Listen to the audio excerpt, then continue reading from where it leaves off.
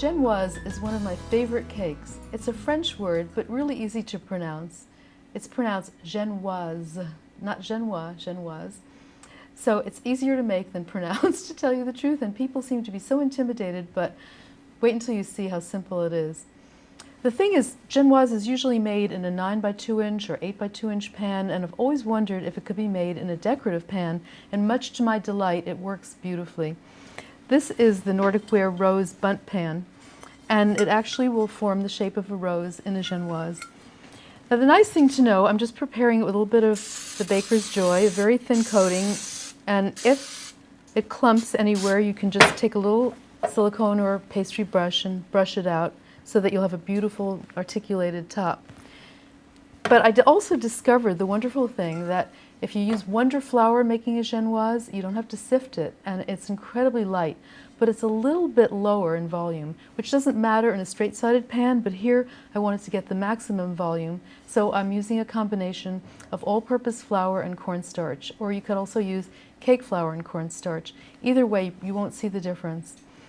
The first thing that you do is clarify the butter for the Genoise, because it needs clarified butter, and the darker the color up to a point. It should be nut brown, which is called beurre noisette. Noisette is a hazelnut in French.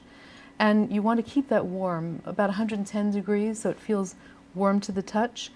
That's the way to get it into the batter evenly, and you'll see the special way of combining part of the batter to keep the butter from mixing in with the flour and forming little pellets. Sometimes people have found little dry pellets at the bottom of the cake, and they wonder why they're there. It's because they didn't heat the butter first. The most important thing, though, is to heat the eggs. You will never get a good volume in a Genoise if the eggs are not warm. It really makes a difference. And it's quite easy to do. You just combine the eggs and the sugar over hot water, and you stir it maybe 3 minutes. And if you have a probe thermometer, you can shoot it and see the exact temperature, which should be around 100, 110. Or you can just use your finger. It's going to bake. And you have a clean finger, so actually I'm feeling that it's getting warm. The only thing you don't want to do is end up with scrambled eggs, because they'll be sweet scrambled eggs, so you won't want to eat them. And at this point, as soon as it feels warm to the touch, you're going to start beating. And the beating takes 5 minutes on high speed in a stand mixer. It's going to look done at 3 minutes, but it isn't. Believe me, I did that. I made that mistake, and the cake turned out, instead of this high, it turned out that high. It looks thick and quadrupled in volume, but it needs the full beating. If you're using a handheld mixer, it will take 10 minutes. Always start a mixer on low speed so it doesn't jump up and cover you. And then gradually go up to high speed. And you'll see in 5 minutes how incredibly thick and luscious it looks.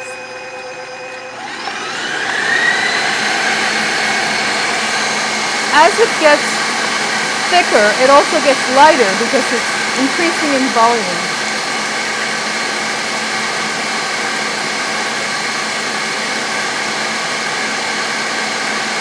It's been beating for 3 minutes, and even though it looks like it's done and it's not going to increase or whiten anymore, it actually needs to be continued to beating. It needs to be continued beating to another 2 minutes, so it has the full 5 minutes.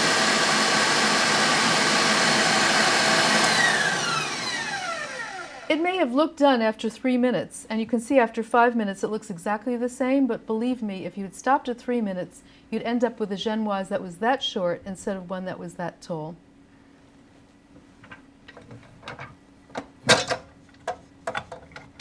Now you can see how beautifully foamy this is.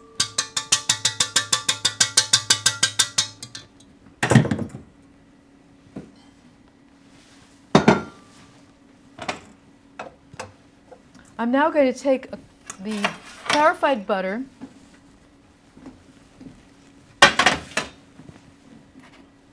and mix 1 cup, almost a cup, of the beaten batter into it.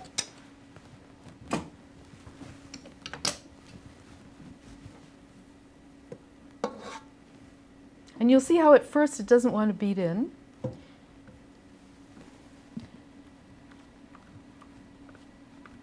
And the clarified butter also has the vanilla in it.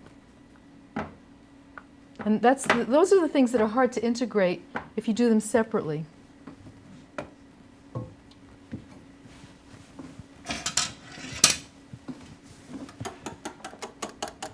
Now you can see at first it's a little hard to get the butter in, and then it starts darkening in color, and you know that you've mixed it in. I like using glass because you can really see what's happening.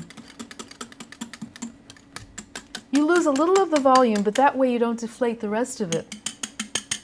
When you try to add butter, not only does it attach to all the flour particles, but it also deflates the batter, and this way it won't.